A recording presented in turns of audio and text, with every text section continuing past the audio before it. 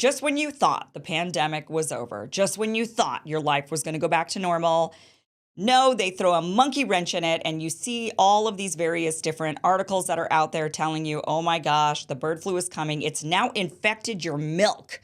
This is the latest big story. Here is from NPR. What consumers should know about the milk testing positive for the bird flu. Now, the bird flu they're saying is really high mortality rate. So we've heard this before. They're going to try to scare us with the bird flu. We've had bird flu before. We've had various different types of highly infectious or highly, much more deadly flu strains than typical flu strains. And so we're seeing this rhetoric. Now, I think it's important for us to know about viruses that are circulating. They shouldn't just not say anything, but we have to be wary of the rhetoric when it starts to get really intense. When they start to level it up and say, well, a lot of people could die. And it kind of makes me wonder if they're just they're kind of going to throw a lot of these different viruses out at us and see which one catches. I don't know if the flu is going to be one that people are going to care too much about. We get the flu all the time. We've had bad flus.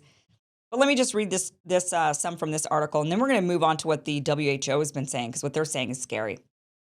Food and Drug Administration announced Wednesday that tests of commercially available milk detected traces of bird flu. So your milk that you're buying at the grocery store has traces of bird flu.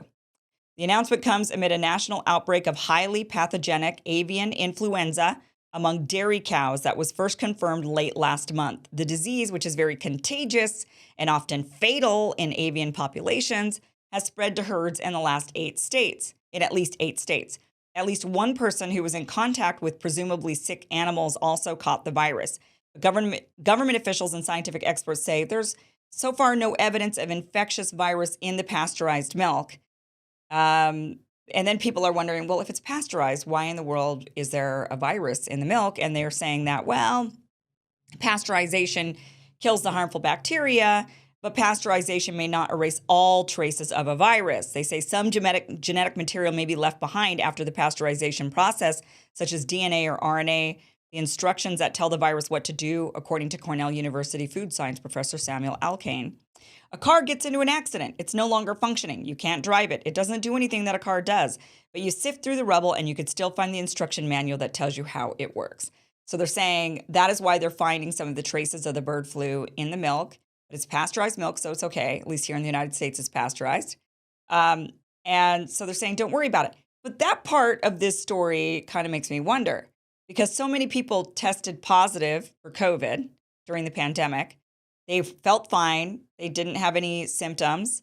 Many people tested positive. They'd gotten COVID, they got sick, they got over it, and they were still testing positive for a long time, locking themselves away, being told they couldn't go anywhere. And maybe it was just a remnant, right? Maybe it was just virus remnant. Now, where it gets scary is when you hear from the WHO, and this is an article from the United Nations. Pandemic experts express concern over avian influenza spread to humans. So it's one thing when they say, okay, it's in the milk. Don't worry, it's not active virus in the milk. But if it does, it might evolve and spread to humans. But at this point, but then the WHO, Dr. Jeremy Farrar, chief scientist at the WHO, said that the avian influenza virus, which is also known as H5N1, has an extremely high mortality rate among the several hundred people known to have been infected with it to date. So here it is. It's one thing for NPR to do actual real reporting on this one thing, right? They're saying, well, it's pasteurized milk. There's no real virus. That's okay. Yes, it's found in your milk. But then you get to the WHO, the powers that be, the people that are in cahoots with those that want to ensure that everybody is mass vaccinated by mandate, has vaccine passports, right? They're the ones now saying, well, this has an extremely high, quote unquote, extremely high mortality rate among the several hundred people who've known to have been infected with it to date. He says, however, though, the WHO says no human-to-human H5N1 transmission has yet been recorded, saying H5N1 is an influenza infection predominantly started in poultry and ducks and has spread effectively over the course of the last 1 or 2 years to become a global zoonotic animal pandemic, he said. So there's the word pandemic.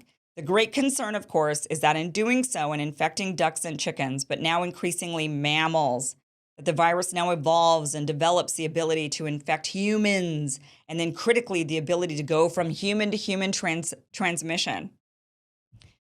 So these reports have been ramping up. I have been following this, and all they just keep they're getting more intense with their rhetoric on the bird flu. There are some organizations out there that are reporting, I'd say, responsibly, and they're not trying to cause panic. But then you read these things from statements from the chief scientist at the World Health Organization, and they're trying to say, well, it's extremely deadly, huge mortality rate for the people that have it. I mean, they're just setting us up. They're just setting us up time and time again. Just when you thought the pandemic was over, they're gonna give us another one. Now, I think they know the people are not wanting another pandemic right now. I think that they're kind of grooming us or greasing us for the future when there will be that disease X that they were talking about. And so we just have to be vigilant on this. I think we have to be vigilant on the rhetoric. We have to be vigilant and take control of our own health and also just be realistic, not just vigilant about the rhetoric and try not to get ourselves into a panic, into a frenzy, try not to become really alarmist. We have to be vigilant against that, but we also just have to be vigilant when it comes to our own health. And when it comes to these types of pandemics, what we learned during the COVID pandemic was they had an agenda.